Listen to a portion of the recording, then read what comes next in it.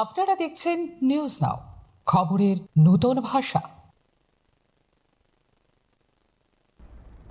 ধর্মনগর থেকে চিকিৎসার জন্য আগরতলার জিবি হাসপাতালে আসা এক রোগীর সঙ্গে অমানবিক আচরণের অভিযোগকে কেন্দ্র করে প্রতিবাদে সরব হল ত্রিপুরা প্রদেশ যুব কংগ্রেস। বৃহস্পতিবার যুব কংগ্রেসের পক্ষ থেকে স্বাস্থ্য দপ্তরে একটি ডেপুটেশন প্রদান করা হয়। যুব কংগ্রেসের অভিযোগ, চিকিৎসার জন্য হাসপাতালে আসা রোগী ও তার পরিবারের সঙ্গে কর্তব্যরত কর্মীদের আচরণ অত্যন্ত অমানবিক ছিল। এই ধরনের ঘটনার তীব্র নিন্দা জানিয়ে ভবিষ্যতে যাতে কোনো রোগীকে এমন পরিস্থিতির মুখোমুখি হতে না হয় সেই দাবিতে স্বাস্থ্য দপ্তরের কাছে স্মারকলিপি জমা দেওয়া হয়।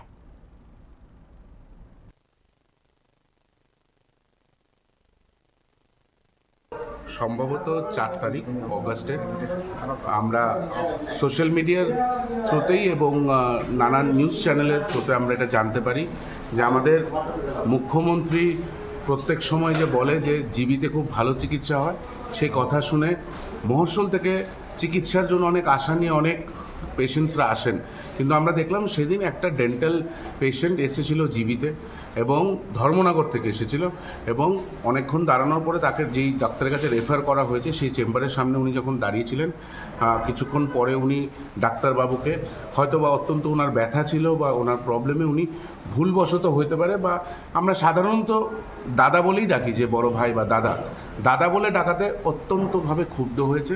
ক্ষুব্ধ হওয়ার সাথে সাথে বলেছে দাদা কেন, বাবা বলে ডাকতে হবে।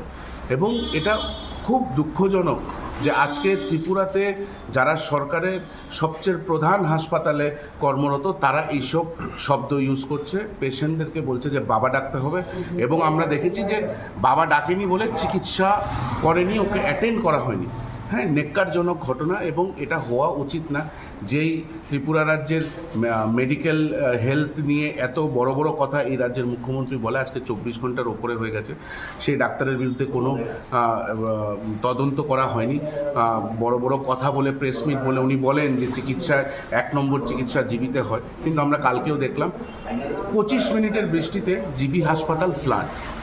25 মিনিটের বৃষ্টিতে জিবি হাসপাতালের যে রোগীরা এবং রোগীর ফ্যামিলি মেম্বার্সরা তারা জলের ওপর দিয়ে হাসপাতাল